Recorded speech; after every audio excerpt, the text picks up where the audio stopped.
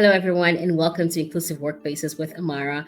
I'm your host, Dr. Amara, and on this podcast, I share strategies and best practices and stories to help you build and foster a more inclusive workplace.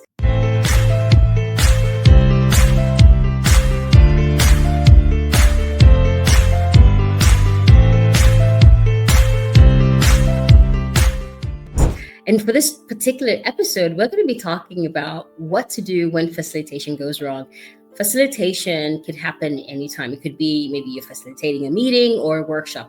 In this particular context, I'm going to use the context of a workshop. But I want you to know that as a leader, being able to communicate effectively is extremely important. And also acquiring some facilitation skills will go a long way to help you facilitate meaningful conversations, meetings, and the like. And so to kind of help us understand the context, I'm going to share a true story. This actually happened to me. I remember many years ago, I was running a workshop with health professionals. So the workshop was a TOT, and the idea was to run this particular workshop and to have the health professionals cascade the material in different states where in the country I was working in. And when I started, I was very excited, had a plan, I was ready to go. I knew the content, everything, I'd planned everything out. And I started the workshop, and immediately from the corner of my eye, I saw a gentleman just looking very disinterested and not engaging with the material. And I thought to myself, oh my goodness, like, what am I doing wrong? Like, this should be working perfectly. I was almost to the verge of panicking and having like a nervous situation when I just called myself to order inside. And I said, Amara, just stick to the plan. And the plan, I have a methodology that I use to run my workshops that makes the workshop really engaging and interesting. And I said to myself, pause, stay calm, just take it easy. Don't stress out, just focus on the plan. And the plan was to, of course, have a good engaging introduction and then introduce the content and always have an activity linked to make sure that the participants were interacting with the content immediately and sharing amongst themselves in a learning group. And this was the plan. And so I didn't let that feedback I was getting from the other person. I just let it go. And once the workshop was underway, people were now engaging in their small groups and we're getting ready for a plenary conversation or discussion, I noticed that he was relaxed. He was getting more relaxed. He was smiling more. And I thought, oh, okay, things are looking good. And to be honest, at the end of that workshop, this gentleman walked up to me and he said, Mara, I was a little bit skeptical in the beginning. I wasn't really sure if you were experienced enough to run this workshop. I have to tell you, this was a great workshop and I'm so glad I stayed. And I thought to myself, oh my goodness, wow. I was so happy, about the feedback and also that I didn't lose it, because as a facilitator, it's so easy to get thrown off. It could be someone's behavior and, some people who just act out during your workshop. And we call them difficult participants. And in this instance, I even though I was getting this very negative kind of feedback, I didn't let that throw me off. I just, self-regulated and followed the plan that I had put out or planned for the day.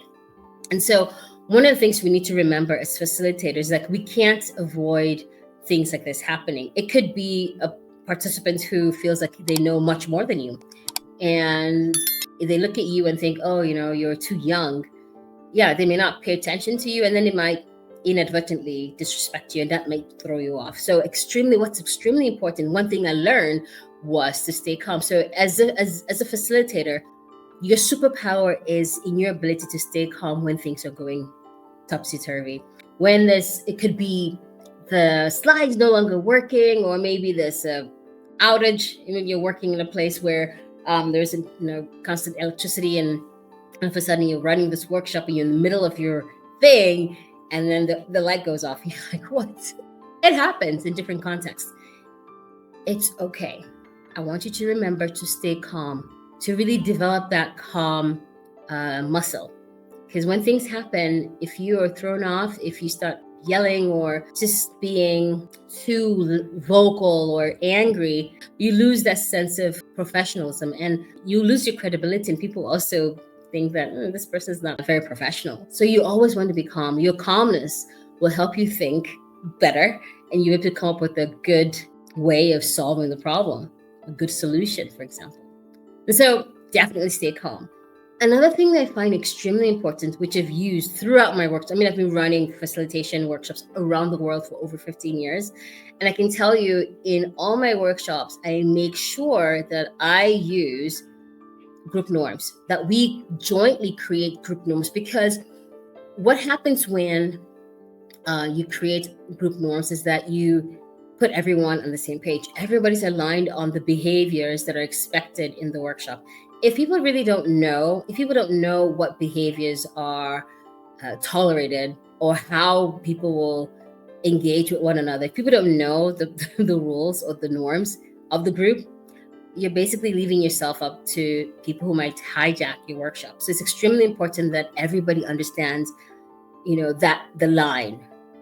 And I always ask people, what behavior will enable you be present or will help you have a really positive experience in this workshop? I always lead with that. And what I get usually is a lot of people talking about, I want my voice to be heard. I want this workshop to be very interactive. I want people to respect different opinions. What happens in Vegas stays in Vegas. People always say that. So it's very important to have this kind of group norm to help put everybody on the same page. So this is definitely going to be a good recipe for managing situations that could potentially come up. Now, many years ago, I have to tell you, I was running a workshop in a different country, and the participants were all male. The majority of them were older than I was. In fact, a lot of them thought that I was joining them in the workshop before they met me. So when I stood in front of the classroom, people were just like, "Oh, okay, that's our facilitator." I mean, I was younger back then. Anyway, the point is, my presence, when they saw me, the first impression was, "Oh, she's this young woman. How can she run this workshop? How can she come and teach us something new?" And that could potentially happen. You may be younger than the people that you lead, and you're going to have to work hard to earn their trust. And in my case, while I was running the workshop, one of the members of the workshop was a bit rude, and I didn't let what he did, upset me. Like, remember I told you have to be very collected and also know how to manage these types of situations. So in my case, I just waited until the break, and I talked to an ally counterpart of mine, and I spoke to him, and I said, "Could you please talk to this gentleman? Something is wrong. I don't know why he's behaving this way. Could you please have a word?" And my colleague did talk to him, and at the end, we're able to sort everything out, and it worked. And so it's extremely important to find an ally. Sometimes things are going to go, I don't know. You might have someone that's just really maybe not supposed to be in that workshop for whatever reason. Don't lose your cool, okay? Just find a way to manage the situation. And one way you can do that is by engaging a counterpart or a colleague to kind of step in that situation to help manage the situation. The truth is, as facilitators, we're always being sized up. We're always being looked at. People always looking at us. And for some people, if they're not happy to be at the workshop or they're in the wrong place, yeah, chances are they're going to feel completely disinterested or rude, or they start talking to other people. I mean, it happens. The biggest thing you can do for yourself in that moment as a facilitator is, like I always say, is to stay calm. You have to stay calm. Okay. And then another thing that's going to really help you is to bring alignment. And the way you can bring alignment in terms of behaviors is by creating group norms. And these group norms will help you set the stage on how people interact with one another. And if for any reason whatsoever, something goes really south, or people are being really, maybe there's somebody out there who's just being nasty to you, don't lose your cool, don't yell. Find some time. There's always going to be some time, in the breaks, or maybe in the group work. You can, talk to a colleague and have them come in to manage the situation. Overall, I have had the pleasure and the privilege of running workshops around the world, and I can tell you, I absolutely love it. It's my calling, and I feel so great grateful and privileged to have this kind of opportunity to support people in the leadership development or even teaching people how to facilitate using my methodology. And so, despite the incredible opportunity that my job presents every single time, there are moments when things don't go as planned. And that's just part of the game. And so it's extremely important to bring a certain level of self-awareness when running a workshop. And more than anything is also to have a more growth mindset around each session. And don't ever make the mistake of thinking, oh, I've done this before 1,000 times. Like, I don't need to prepare. You have to prepare.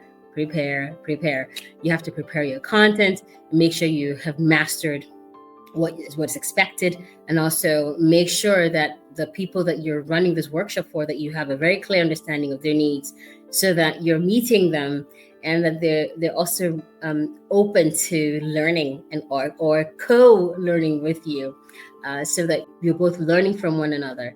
Facilitation is a fantastic skill set, and I look forward to sharing many more stories and many more tips and strategies to help you be an excellent facilitator so you can facilitate like a pro.